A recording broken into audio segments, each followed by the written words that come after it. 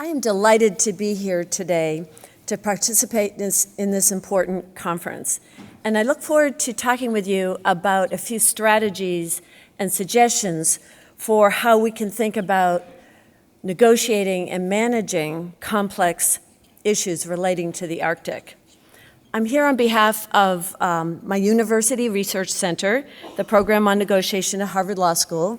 It's a consortium program of 3 universities, Harvard, MIT, and Tufts. But I'm also here, just as importantly, as someone who cares very deeply about the Arctic. I lived for 15 years in Alaska, 9 of those years in a log cabin in the mountains with no running water or electricity. I also serve on the board of directors of Trustees for Alaska, an environmental law firm that represents the interests of many Arctic clients. So in September, at the request of President Grimson, the Program on Negotiation at Harvard Law School, where I work, convened an all-day meeting on the subject of Arctic fisheries. The meeting was held in Cambridge, Massachusetts, in the United States. By way of background, the Program on Negotiation has worked for 30 years now to develop the theory and practice of negotiation and to help people think about how to manage conflict, build lasting relationships, and create sustainable agreements. We've learned how to help people in challenging disputes work together on issues so that each party is able to express his or her viewpoint and feel understood. Also that everyone feels the process is fair and productive, and that in these meetings people can be creative and propose solutions in a spirit of open brainstorming. So at the Program on Negotiation, when we get involved in large-scale meetings, we care not only about what is said, but what is the process and how is it said, and does it lead to good agreements? So you all are leaders coming from your countries and organizations, and as you think of yourselves as negotiators, we believe negotiation is a core leadership skill that will help you build consensus, stay open to learning, use your influence and power of persuasion wisely, and help get agreements over the finish line.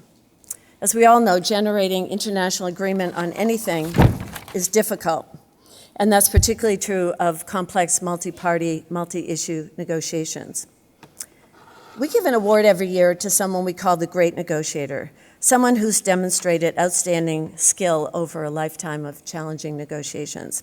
I want to mention one of these people. Last spring, we honored Ambassador Tommy Koh of Singapore as a great negotiator for his leadership of international negotiations, such as the Law of the Sea and the Rio Earth Summit. In his acceptance remarks, Tommy Koh talked about how people representing small constituencies can make sure they have a place at the table.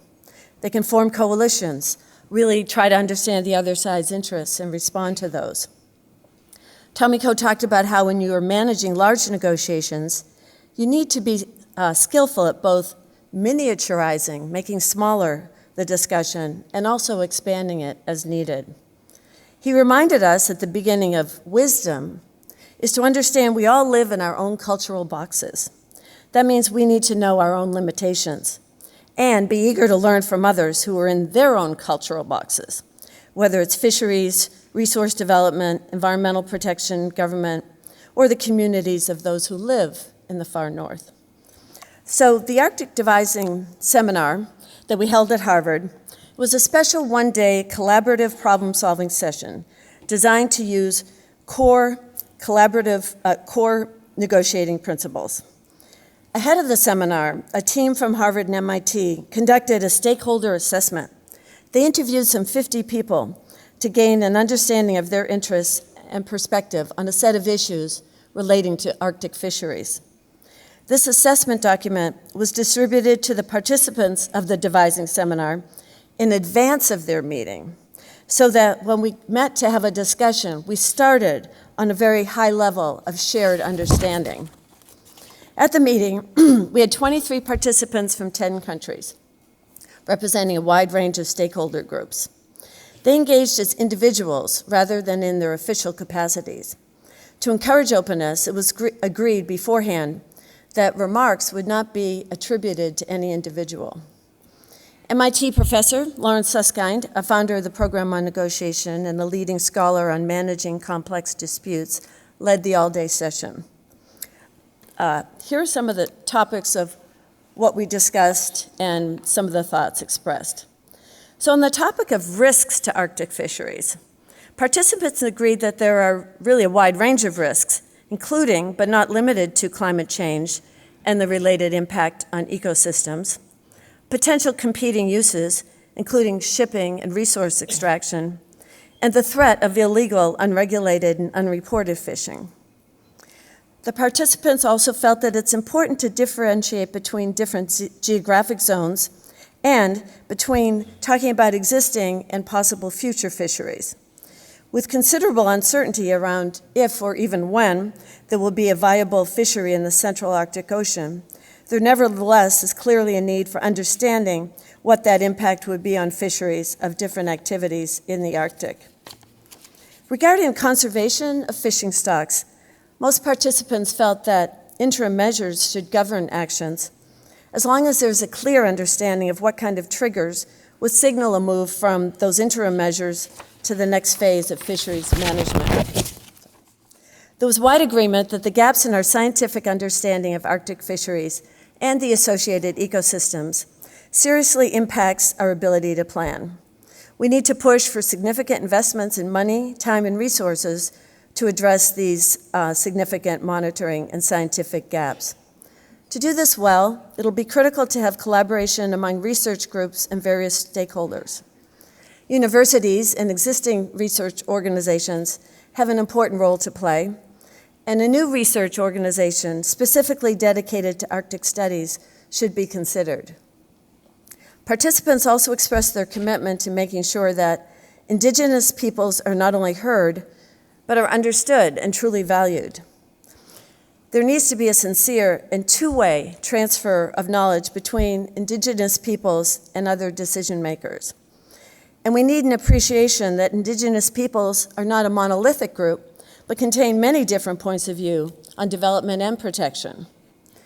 Regarding possible new management arrangements, we discussed the need for a precautionary approach while building up a knowledge base of the relevant science. Negotiating partnerships, private, public, otherwise, can coordinate research and monitoring and facilitate ongoing communication. That will be essential. The devising seminar produced a statement of forward-thinking ideas and bridging proposals that we believe can advance the global conversation and infuse official negotiations with ways of reframing what seem like irreconcilable positions. So negotiation experts often ask, how should we frame this discussion? If your frame is too narrow, some parties and issues are left out.